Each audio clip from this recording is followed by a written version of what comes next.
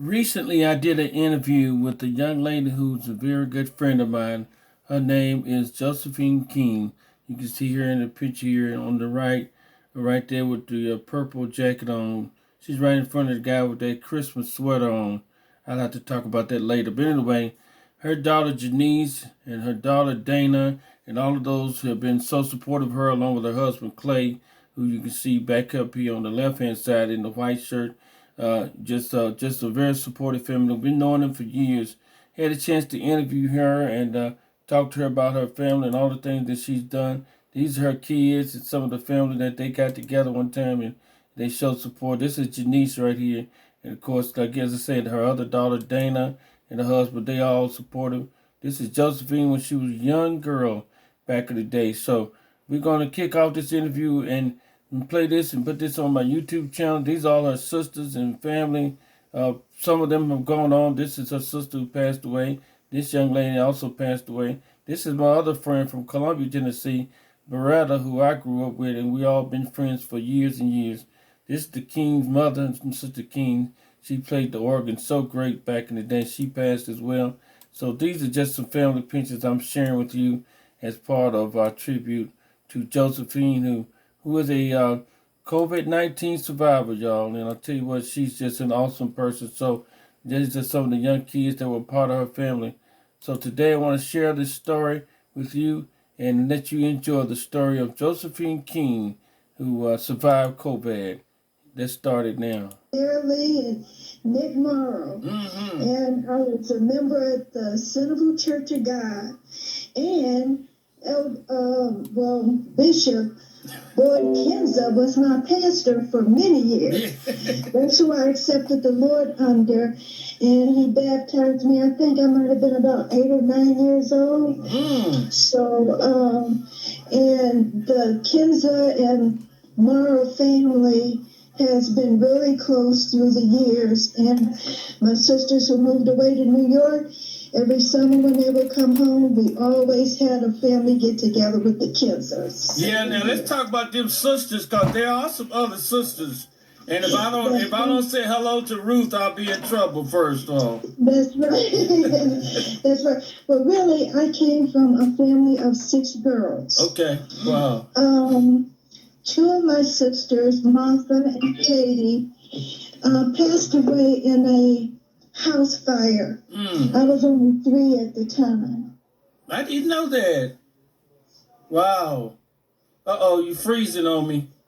Yeah, so really after the fire, well, just before the fire, I was coming down with measles. And so, we were in the rural part of Centerville. Yeah. So we didn't have, like fire hydrants and things like that. So, of course, by the time they got there, the house had burned down. But they had taken Ruth and I. Ruth was 5, I was 3. And they had us sitting outside on the yard. And so, through everything that happened, they forgot I was coming out with the measles, and they went in on me. And so about a week or so after that, I started running a really high fever. My fever was so high that my whole body blistered. And they had to put like this cream and stuff on me to take care of me. At one time, they thought that they might lose me too, but thank God I'm still here. You are. Wow. And of course, we grew up in, when we said Centerville Church of God, she talked about my dad. That was like y'all's dad. We all kind of, Yes. we were like all family. Listen, I missed those Sunday dinners though, I'll tell you that much. I know. I know. Hey Clay, let me tell you something. Her mama could cook some food, and they would set out a table on Sunday. Brother, you ain't seen nothing like that, brother. Oh, yeah, I found out when I started dating her. Yeah, she was a great cook. Yeah. So I haven't quite tapped into that. Ruth has it, though. Ruth is a good cook. Yeah. So she been keeping secrets. So she been keeping secrets. You know what? I'm not going to put that on her because I just wasn't going in the kitchen that much. I was just coming to the table. Well, how did you and Clay start dating? Because, you know, he was always into musicians, and we were always, you know, I told my wife, I grew up in the church choir, and Clay was always telling me how to sing or whatever like that. We didn't think nothing about, you know, because that time, you know, Clay, we only dated people in our own church back then, right? You know what I'm saying? So how did you and Clay start dating in all these conventions that was going on? Well, really, we met probably around 71, Oh, wow. 71, 72 at the June convention in Springfield, Ohio, at the old campground.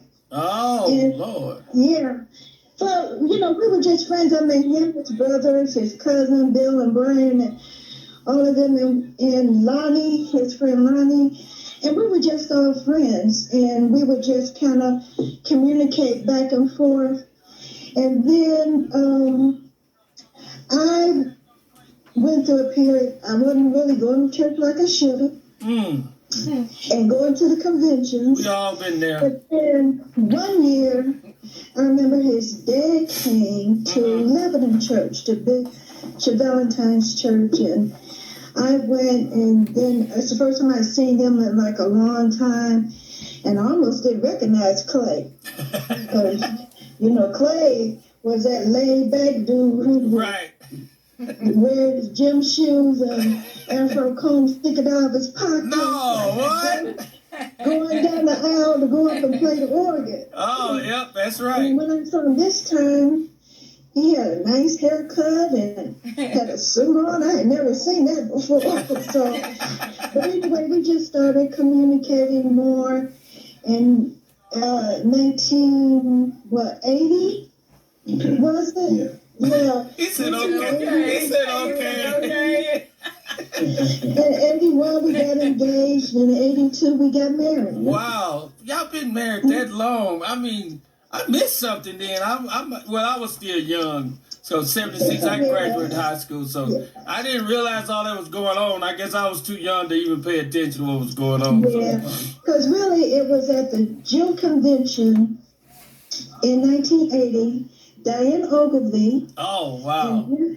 I know. And Deborah and I drove my car to the convention. And so we ended up staying at a hotel too far from the church. And for some reason, I remember every morning when I woke up, he would be on my mind. First thing. Wow. But then, and if I didn't see him in church, I said, oh, I wonder where Clay is. But then when I saw him, I said, oh, there he is. I wouldn't think anything about it. So Edwina wrote me a note in church and said, oh, I think you and Clay want to make a nice couple. Oh, Lord, here she go, right. I said, girl, he's too much like my brother. But we ended up dating, and the rest is history. Yeah. So what's the key? What's the key to your success, Clay? What do you think has been the key to your success as a pastor and singing and being involved? What was the key? Well, I think the key to it is, loving one another and just allowing her to be herself, not me trying to change who she is, but just allowing her to just be Josephine, and same thing for her for me. So that works out, you have your ups and your downs, but through it all, we come together. That's the main thing. Yeah. And we work things out. And we just thank the Lord that He brought us this far. That's right. Amen. And before, like that same year, 1980, after we got back from convention, I remember Clay and Judge Claiborne saying God is. Oh, yeah, I remember those. Oh, wow. And so I was at home by myself. I was listening to the radio, and I started thinking about everybody trying to put us together. And then I'm thinking, no, that ain't what I'm looking for. And so I remember I said to myself, girl, you better pray about that thing. I said, and I started praying. And I asked God to make it as plain as the nose on my face. Because once I got married, I wanted to be married for the rest of my life, you know? And so all of a sudden, Dwight, something just came over me in the pit of my soul. I had a feeling I had never experienced before. Wow. Tears just started flowing. Really? And then the Lord let me know that's who he wanted me to marry. We weren't even dating then. And so, and I didn't tell him. Because I said, if I tell him, he might try to talk to me. I said, because if this thing is real, it's going to unfold on its own. And it did. The only person I told was Diane. Oh, okay. Diane Ogilvy. And so, and then, you know, later that year, he said he wanted to get to know me a little better. Oh, wow. And things just progressed from there. Wow, that is great. And the other thing I was going to say, because I knew that's what the Lord wanted me to do, it didn't matter what came up in the marriage, whether it was us or something around us. Yeah. I knew God knew I would be going through it and it would be okay. Wow. I just trusted God. I tell my wife all the time that God revealed to me kind of the same way, like this is what I need to do. When he set me down, and you know, and we're a perfect match like that because we got each other's back, you know. And that's what I think. But a lot of people didn't think I would ever get married, though. I know, right, Clay? Okay. And I used to say all the time that I would never get married again. But God has the last say in everything. And I like you, I had him on my mind all the time. But at that point in time, I wasn't thinking about a relationship. I just had him on my mind all the time. And then we finally came together, and we just so happened to think about each other on the same day. Amen. Wow, that's awesome. Yeah. So, Josephine, let's talk about your journey to Detroit and where you're at now. Because wow, when did all this start? Of course, we're talking to Josephine Keene. She's a COVID-19 survivor. Probably one of the first persons I ever know that even had it, and that you really didn't know it because a lot of details didn't come out. But how did you first initially get to where you thought, oh man, I'm getting ready to go through some stuff? What was the symptoms? Yeah, well, usually every year I would get bronchitis. And so this particular time when I started feeling sick, I really thought I was just getting bronchitis again. Okay. The only difference is that I had a fever. And so I had even, let me see, you know, I worked at a school.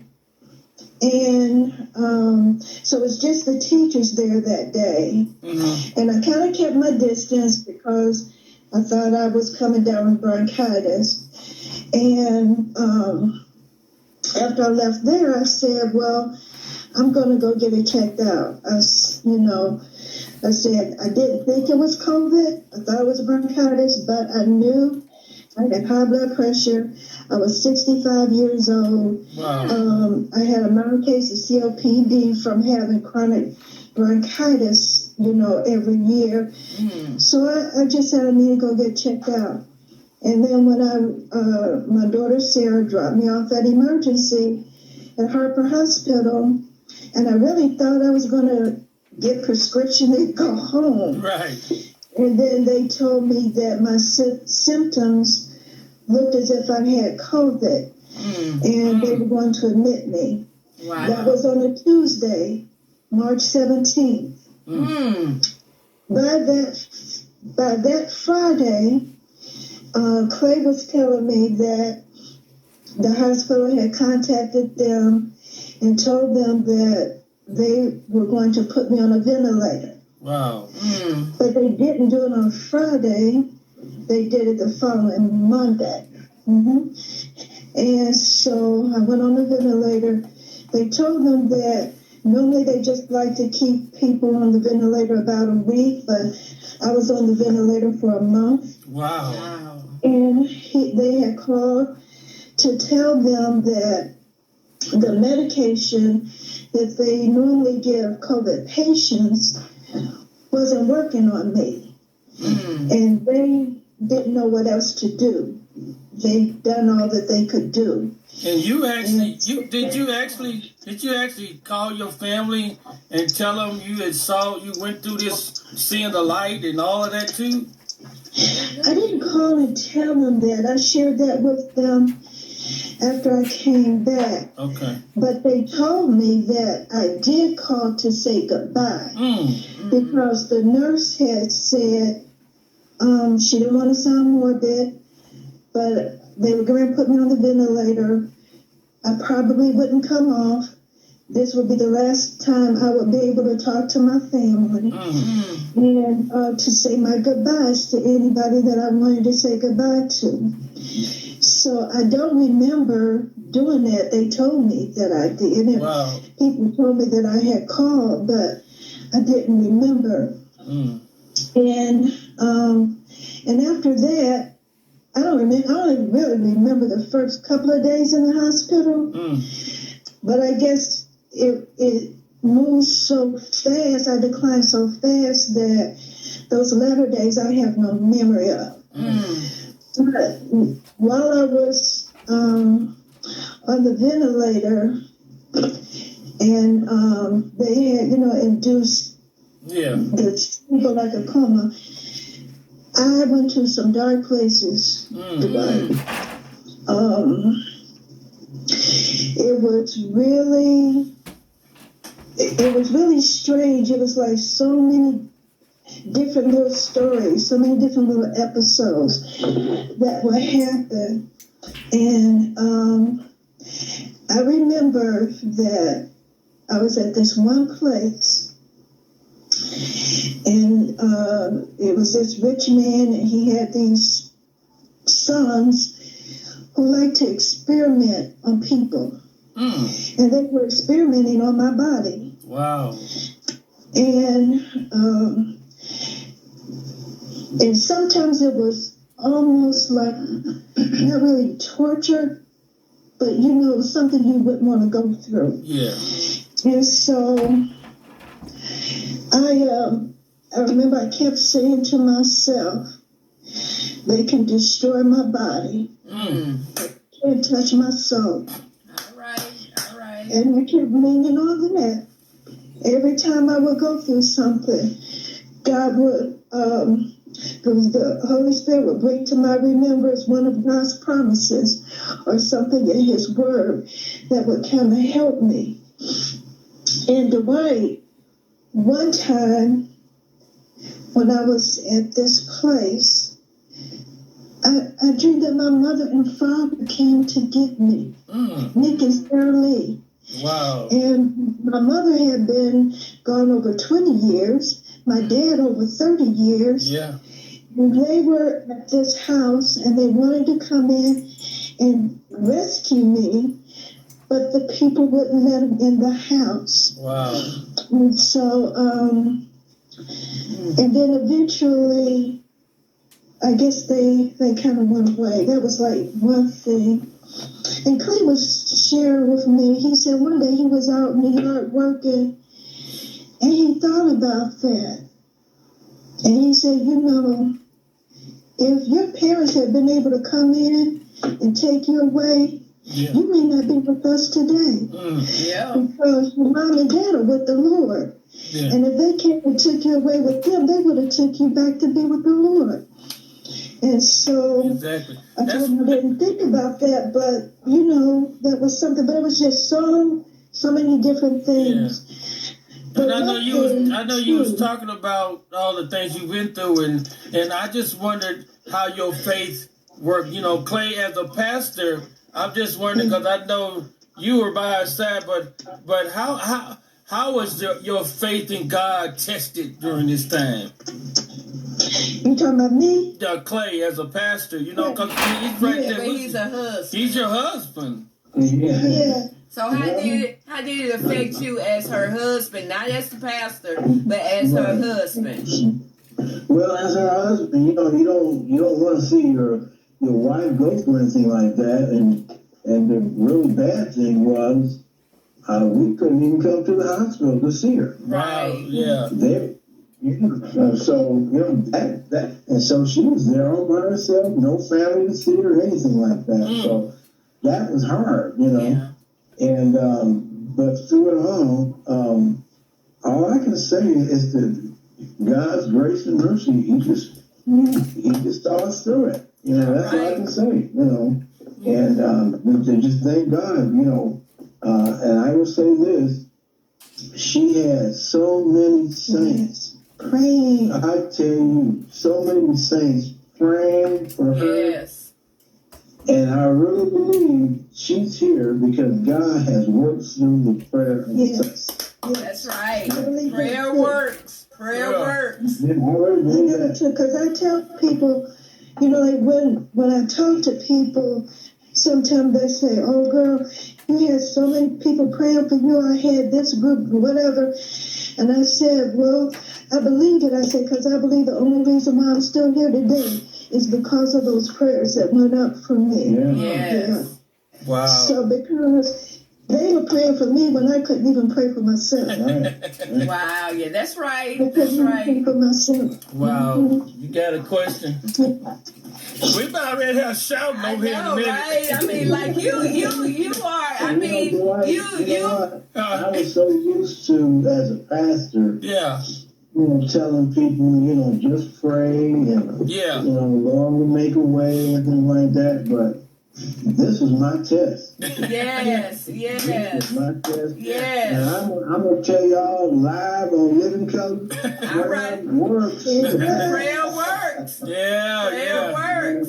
And I'm looking at, I've never seen a miracle before, but looking at you, I'm looking at a miracle. And it's by God's grace and mercy that you're here. I mean, oh my God. I'm like, wow.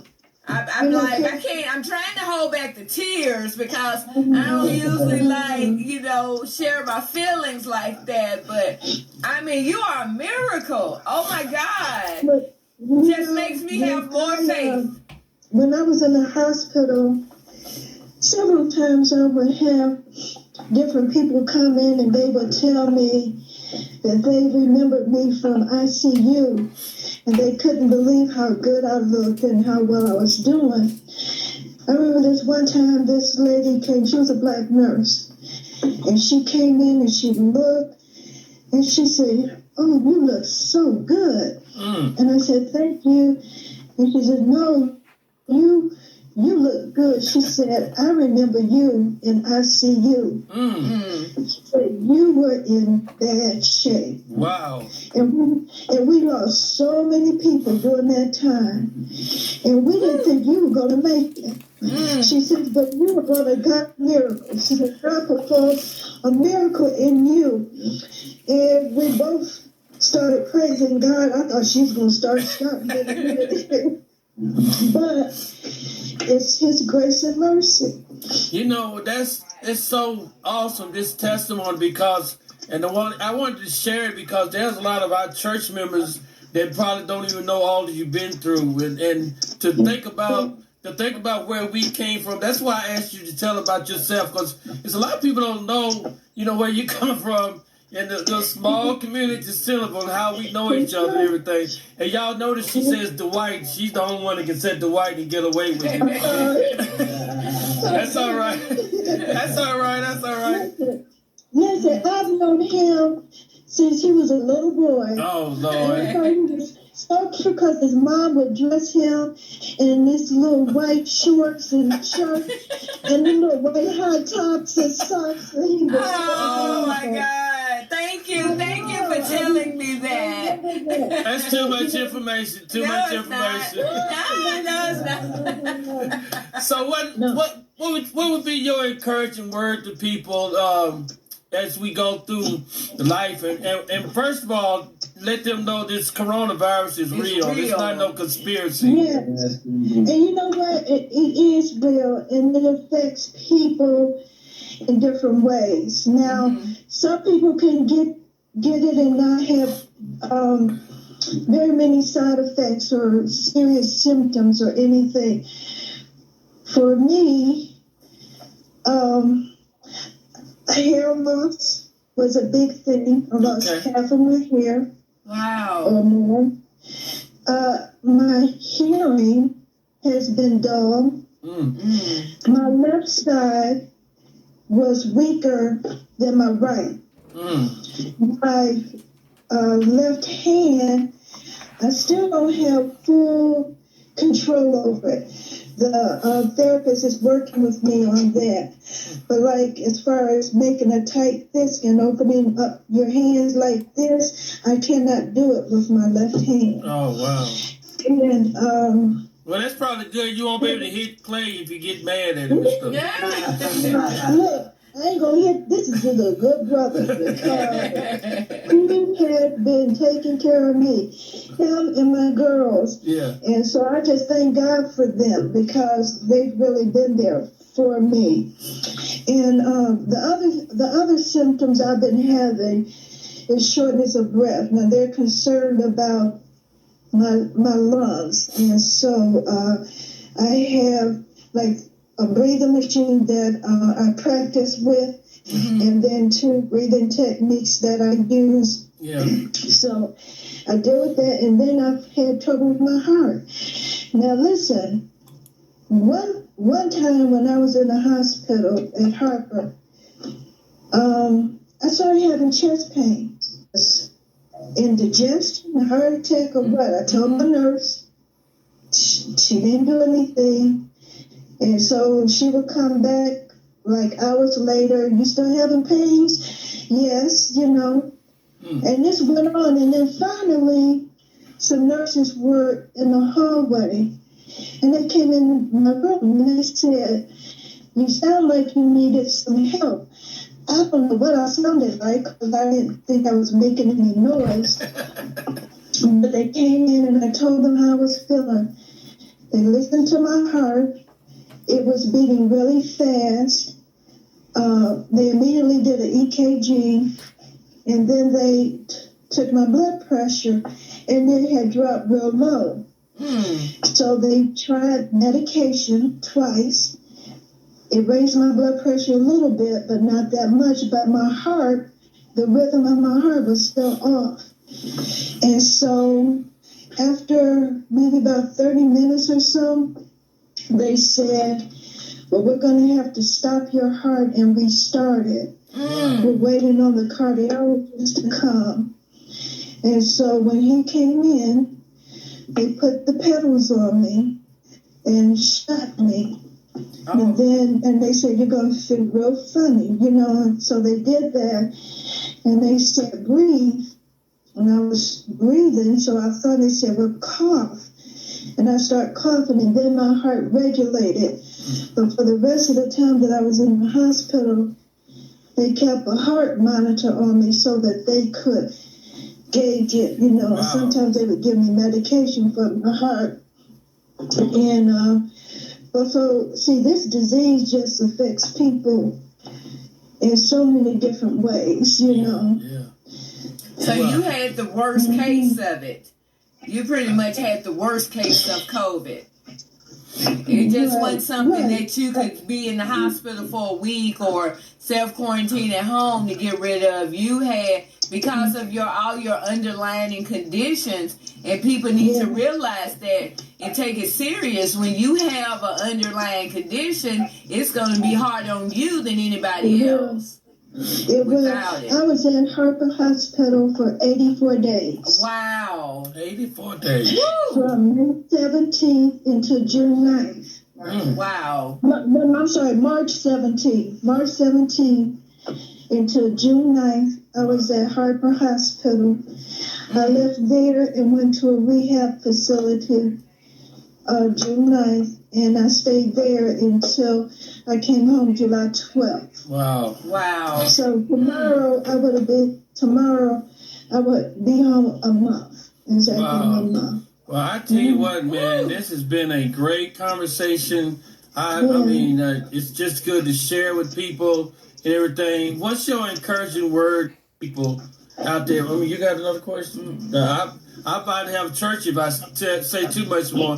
I gotta send out again though. I gotta say, Ruth, your sister is one of the most dedicated people I've ever met. Who loves you so much? Yes. You know. Oh yeah. Y'all look like twins. I thought she was the one that called you. Look, she wanted my interview on television, everything. She was calling television. She in Tennessee, calling people up here. And then Karen Seabright, Yeah. you know, she had talked to Ruth one night, and she said, you know, I'm going to help her. And Karen reached out to a couple of stations, and Channel 2 responded immediately. Wow. And so that's the interview that I did there. And Karen Seagraves is on here now watching. You need to write a book. I said, girl, Ruth, you're doing too much. When she told me, told me you wanted an interview. I said, you're doing too much, Ruth. She said, no, that wasn't me. That was him. He wanted to do it. Well, you know, I was going to get to that point to ask you about the interview, but I was trying to wait, give you time to rest and everything. But after I saw that, I said, well, I guess it's time for me to kind of reach out and everything, you know, because, you know, I've been in radio pretty much all the time. You know me, so. Yeah. So have you been staying in the house since you got home from the hospital? You've been just in the house, relaxing and... Well, I have therapy 4 days a week. Occupational therapist comes 2 days. Physical therapist comes 2 days. And I have a nurse that checks in at least once a week. So my days are, the mornings especially, full with therapy. The only time I really have gone out has been to go to the doctor for an appointment and everything because, you know, just trying to be cautious and all of that. And the therapy's helping. I cannot walk independently. Oh, okay. I use a walker. Okay. However, now I'm able to take a few little steps.